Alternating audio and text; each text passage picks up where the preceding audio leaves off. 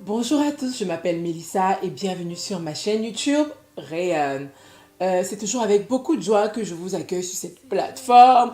Et si tu es nouveau, sois bienvenue et n'hésite vraiment pas à t'abonner et à activer la cloche de notification afin de savoir quand est-ce que je mettrai du contenu en ligne.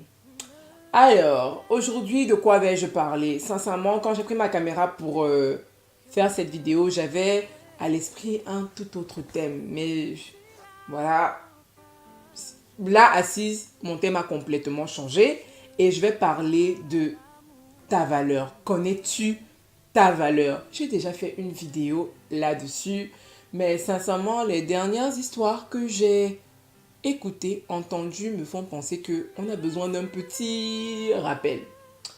Ok, tout simplement, pourquoi cette vidéo? Parce que j'ai écouté l'histoire d'une jeune femme qui récemment enchaînait les relations abusives et malsaines.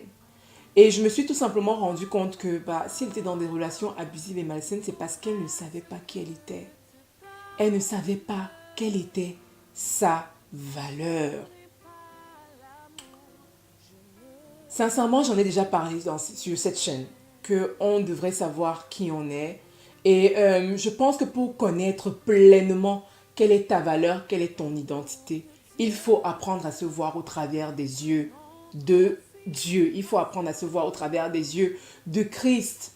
Parce que je pense que plus on sera en relation d'intimité avec le Seigneur, plus on va pouvoir en fait connaître quelle est notre identité. Notre identité qui est être des co-héritiers de Christ, qui est être un sacerdoce royal, qui est tout ça quoi. Maintenant, je pense que ça arrive même pour moi-même d'être un peu trop critique. Donc de dire ok, je n'aime pas ce à quoi je ressemble, je n'aime pas mes cheveux, ils sont trop crépus, je n'aime pas quand je me comporte comme si. Je pense que on est souvent nos pires critiques, s'il faut dire ça comme ça. On est souvent nos pires critiques, mais il faut aussi apprendre à savoir qui on est réellement, pour savoir poser un regard d'amour sur nous-mêmes. Et je pense que à partir du moment où on pose un regard d'amour et un regard vrai, c'est pas forcément de dire que je vais commencer à dire que je suis quelque chose que je ne suis pas. Non, il faut avoir un regard qui est aussi vrai dans la vérité. À partir du moment où on pose un regard d'amour, un regard vrai sur nous, à partir du moment où on connaît notre valeur, il y a des actes qu'on ne peut pas poser parce qu'on sait qui on est. Il y a des relations dans lesquelles on ne peut pas être parce qu'on sait qui on est. Il y a des voies qu'on n'emprunterait pas parce qu'on sait qui on est. Et je dis bien, même si on emprunte des voies qui ne sont pas bonnes, je pense qu'à un certain moment, notre conjoint nous dit, oh là là, where are you going? Où est-ce que tu vas? Ce n'est pas toi ça. Et à partir du moment où on a cette alarme qui nous dit, attention, attention, ça ce n'est pas toi. Bon, c'est clairement que c'est le moment de faire machine arrière, de revenir sur nos pas, parce qu'on a conscience de qui on est. La demoiselle en question enchaînait les relations abusives tout simplement parce que je pense qu'elle ne connaissait pas quelle était son identité. Elle se définissait au travers des yeux des autres. Et les jeunes hommes avec qui elle a été ont tout simplement reconnu cette fragilité-là. Et ils en ont pris avantage. Manque de respect sur manque de respect. Tromperie. Des personnes qui ne tiennent pas parole. Tout ce par quoi elle est passée, tout ce qu'elle a enduré, parce qu'elle ne se disait qu'elle n'a de la valeur qu'au bras de quelqu'un. Parce qu'elle se disait qu'elle ne vaut rien si elle est seule. C'est pour ça que je fais vraiment... je n'aime pas l'apologie de oui, à un certain âge, on te met la pression pour que tu sois dans une relation, pour que tu sois comme les autres, pour que tu te maries. Et du coup, les jeunes personnes, en se précipitant, se retrouvent dans des relations complètement nulles. Parce qu'elles se disent que tout le monde espère que je dois être dans une relation dont il faut que j'y sois absolument. Donc du coup, on fait un mauvais choix. Ah non, non, non. je ne fais pas l'apologie de ça. Franchement, je pense que si ce n'est pas le bon moment, si la personne qui est en face de toi ne sait pas reconnaître quelle est ta valeur, tu n'as pas besoin d'être dans une relation. Tu n'as pas besoin d'être là-dedans. Quelqu'un saura quelle est ta valeur et saura te traiter comme il se doit, conformément à qui tu es vraiment. Je parle vraiment avec beaucoup de passion parce que c'est un fléau. C'est un fléau tout simplement parce que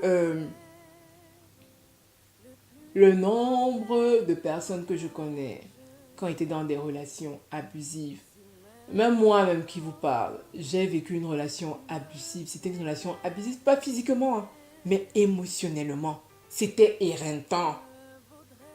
Mais quand Dieu m'a fait hop, hop, hop, hop, hop, know who you are, c'est qui tu es, j'ai fait. C'est le moment d'arrêter ça. Et ça m'a permis de redéfinir quels sont mes critères pour une relation. Ça m'a permis de savoir qui je suis vraiment. Ce que Mélissa en tant qu'individu vaut et d'être sereine en me disant que là, je suis seule, mais je m'aime telle que je suis. Et j'entends souvent aussi beaucoup de culpabilité dans les récits parce qu'on va me dire, oui Mélissa, j'ai été dans plusieurs relations, qui m'aimerait après cette relation? Oui Mélissa, j'ai commis tel acte, qui machin? Oui Mélissa, mon passé n'est pas... Oh, oh, oh, oh, stop. Ton passé est révolu. Ça ne doit pas forcément définir qui tu es aujourd'hui et qui tu seras demain. Je pense que tu peux apprendre des erreurs du passé, c'est vrai, mais tu ne dois pas traîner ton passé comme étant un fardeau, une charge. Ouh là là, arrêtons l'autoflagellation. Je pense que maintenant tu sais mieux. Maintenant tu sais les endroits où tu ne poseras plus, tu ne feras plus d'erreurs, où tu ne commettras plus les mêmes fautes. Tu le sais. Et ça n'empêche pas. Ça ne veut pas dire que tu as moins de valeur que quelqu'un qui n'a pas fait d'erreur. Tu as appris à l'école de la vie. Je pense que ta valeur ne se définit pas par tes erreurs passées. Ça se définit plutôt par les résolutions que tu as prises et les actes que tu poses maintenant qui font en sorte que tu ne retourneras plus jamais dans les situations précédentes. Vraiment, je nous invite vraiment à sonder, à savoir qui on est. Et je vous dis toujours que pour savoir qui on est vraiment, il faut se regarder au travers des yeux de Dieu. Et quand moi je m'imagine que Dieu a envoyé son fils, a envoyé Jésus pour moi, et que Jésus a accepté de mourir pour quelqu'un comme moi, même si je pense que j'ai peu de valeur, j'ai de la valeur. Mon peu de la valeur, c'est de la valeur, c'est enough value, s'il faut dire ça en anglais. C'est une valeur suffisante qui fait en sorte que mes actes, mes choix reflètent cette valeur-là. Reflètent le fait que Jésus n'est pas mort à la croix pour rien. Je n'ai pas envie de se dire que, oh là là, mais ça, franchement, je suis allé faire ça, mais vraiment, tu ne prends même pas conscience de ça. Et un autre aspect qui m'a fait me rendre compte encore plus de ma valeur, c'est quand on me dit que Jésus prépare une place pour l'épouse. Et l'épouse, c'est l'église.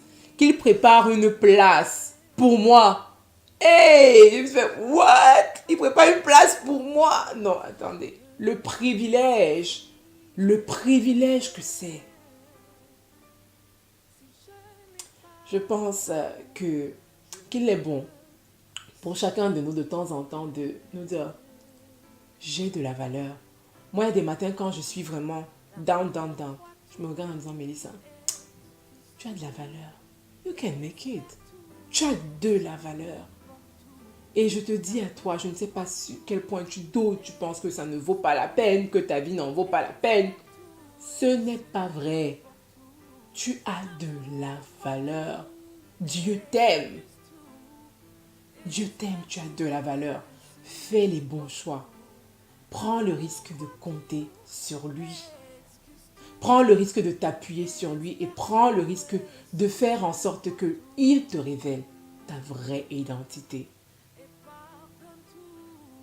Voilà, c'est tout pour cette vidéo. Je sais que j'ai été un peu longue, mais c'est juste que c'est un sujet qui me tient tellement à cœur.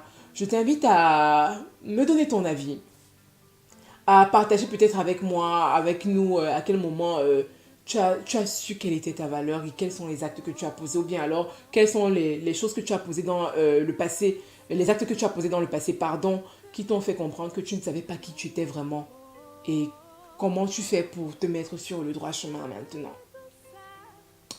Et bah, si la vidéo t'a plu, n'hésite vraiment pas à l'aimer, à la partager massivement. J'espère vraiment rapidement atteindre les 1000 abonnés, hein. Ok? Parce que j'ai vraiment hâte de pouvoir faire des lives avec vous.